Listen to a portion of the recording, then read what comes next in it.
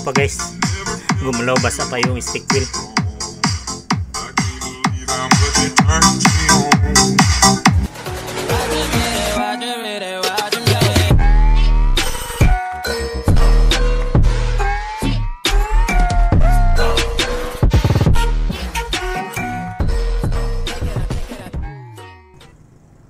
Yo, what's up guys, mga idol, mga kadayway. So, panibagong video natin. In this video, paggawa po tayo ng isang mini ampli pa rin. Mini ampli na D10. So, iba to guys, ang kanyang box kasi medyo malaki siya. At saka, isa lang ang speaker na ang gagamitin natin. Subukan natin kung maganda ba siyang tumunog. Kasi, ang request sa may-ari na isa lang ka speaker na medyo malaki daw, isa lang daw ka speaker na D10. So mini video key pa rin ito, pero isa lang ka speaker guys, isang tweeter, isang mini amp, isang breather. So ito sa guys.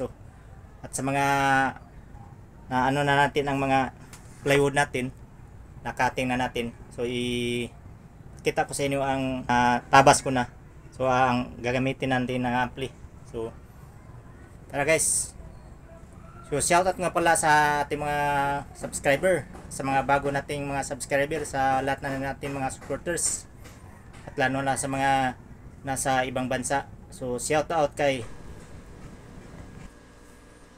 59 TV, Lia Mahinay, Cab Ilwar,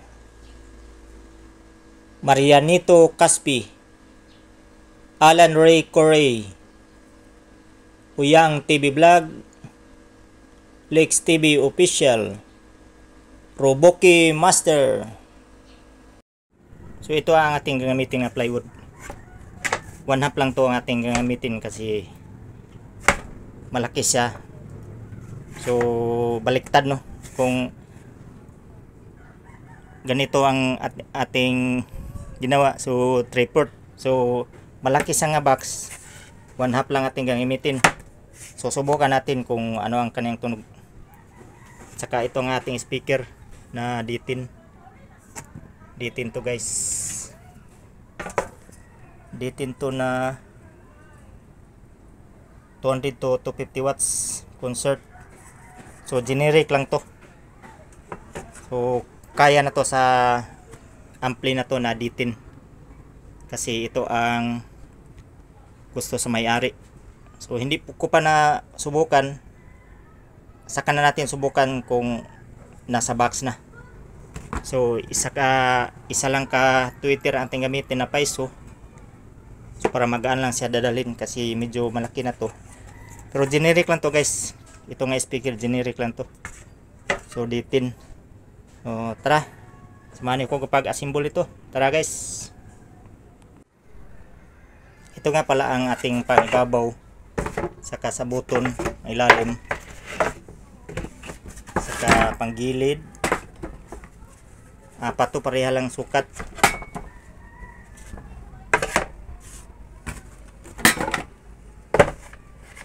So saka na natin i-share ang sukat nito kapag mabuo na. Kasi ngayon lang ako nakagawa nito. So testing muna natin sa tunog niya. Kung hindi magandang tunog, ibahin natin ang design nito. So testing na natin to guys. Saka na to i-share ang sukat nito kapag ma-final na. So stay tuned mga idol.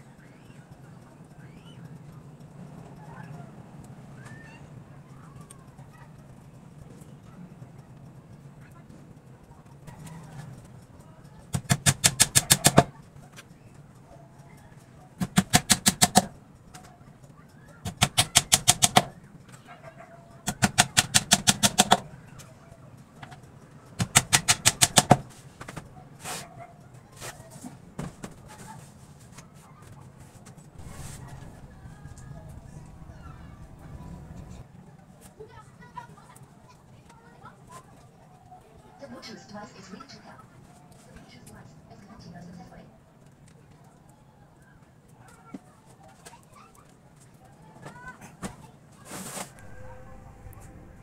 mga kadayway, na tapos na natin pag-assemble ang ating ginagawang box. Parang pareho lang sila sa D12 na speaker natin.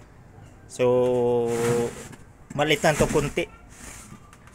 Saka na i-share ng video sa ang sukat nito kung ma-sound test na natin. So ganito lang siya pagkayari guys. So simple lang siya. 1/2 na marine plywood. So itong sa air hole at saka tweeter, speaker, amplifier, mini amp. So asimbulin na natin. So tara.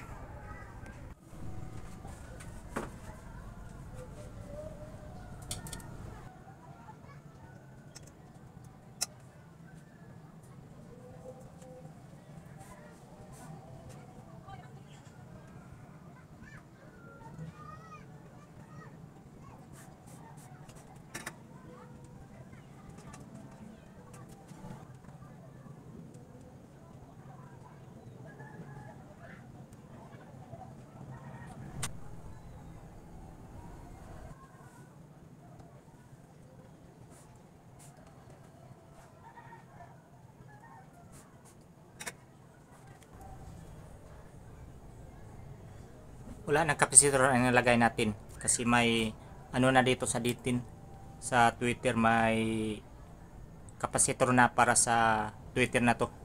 So wala na tayo nilagay. So guys, natapos na natin pag hinang ang ating mga speaker. Itong D10 natin at itong Twitter na saksak na natin dito sa speaker sa Twitter. Wala pa tong LED guys, kasi i-testing pa natin kung ano ang tunog nito. So tara.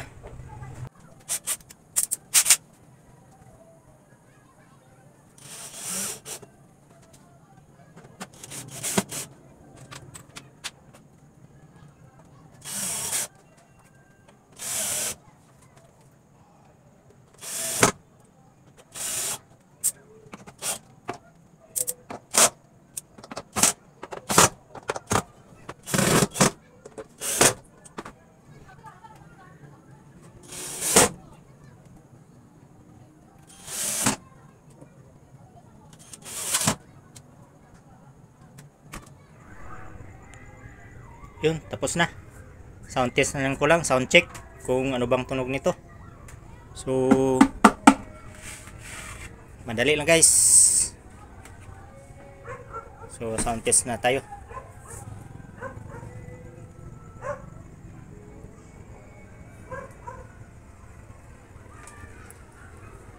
Wala pang liha kasi testing na natin. So guys, so mag sound test tayo ng konti lang kasi medyo gabi na dito sa amin.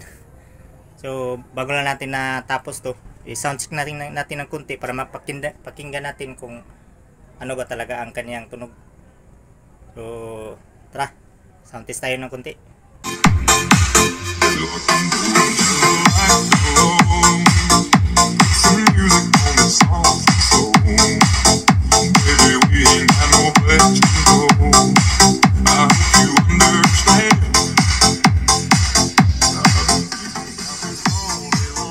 Gumalaw pa guys, gumalaw, basa pa yung stick wheel.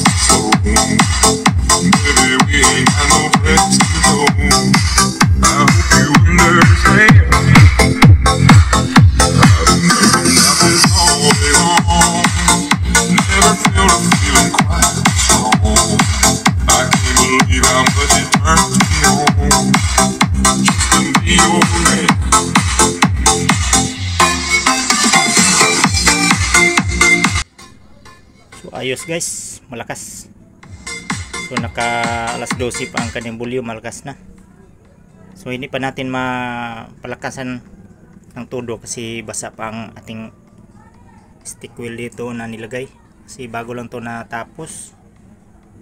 So next video na lang ang ating full sound check nito guys, at saka i-testing natin sa video key, kantahan.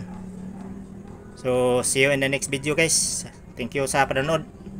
Sa mga hindi pa nga nakasubscribe, please subscribe and hit sa notification bell para ma-update kayo sa mga bago nating video. So thank you guys.